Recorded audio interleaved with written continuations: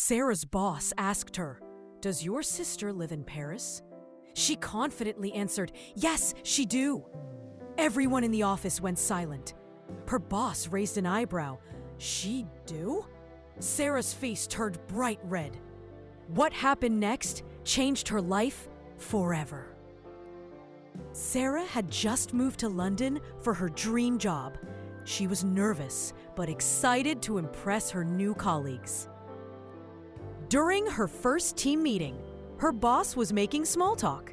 "So, Sarah, you mentioned you have family in Europe?" Sarah smiled. "Yes, my sister lives in Paris. She loves it there." Her boss nodded. "That's wonderful. Does your sister speak French?" Sarah didn't hesitate. "Yes, she do." The room fell completely silent. Her colleague Tom coughed awkwardly. Another coworker, Emma, looked down at her papers. Sarah noticed everyone's strange reactions. "What? Did I say something wrong?" Her boss smiled kindly. "Sarah, it's she does, not she do. With he, she, or it, we use does, not do." Sarah wanted to disappear. Her face turned as red as a tomato. "Oh no! I've been saying it wrong my whole life!" Tom tried to help. "Don't worry, Sarah. Everyone makes mistakes. It's how we learn." But Sarah couldn't stop thinking about it. That night, she looked in the mirror. Does she speak French? Does he work here? Does it rain a lot? She practiced over and over. Her cat walked by, and she said, "Does my cat like fish?" "Yes, she does." The cat meowed. Sarah laughed. "At least you don't judge me." The next day at work, Sarah was still embarrassed. She'd barely spoke during meetings. She was terrified of making another mistake. But then something funny happened.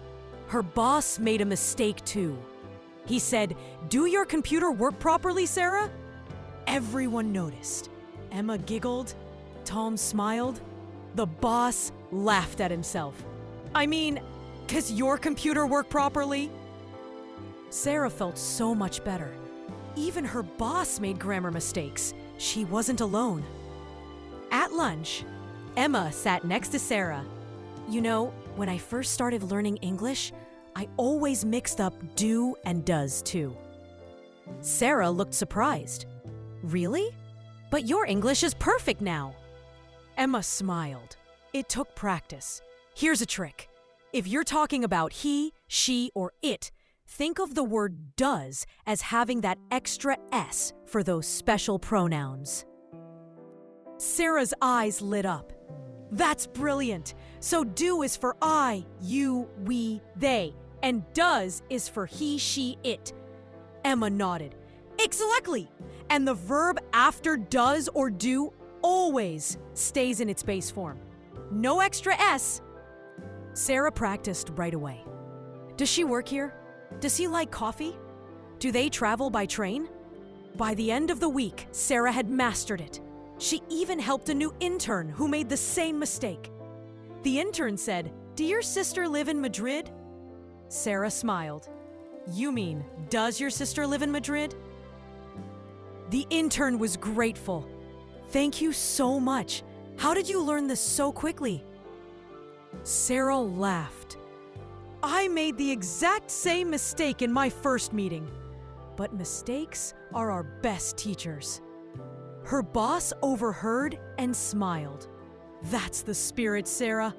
You've come a long way in just 1 week." From that day on, Sarah never feared making mistakes again. She knew that every error was just a step toward improvement. And whenever someone asked her, "Does your sister still live in Paris?" she answered with confidence, "Yes, she does." If you loved Sarah's story and want more fun ways to learn English, make sure to subscribe and hit that like button. Share this with someone who's learning English too. See you in the next story.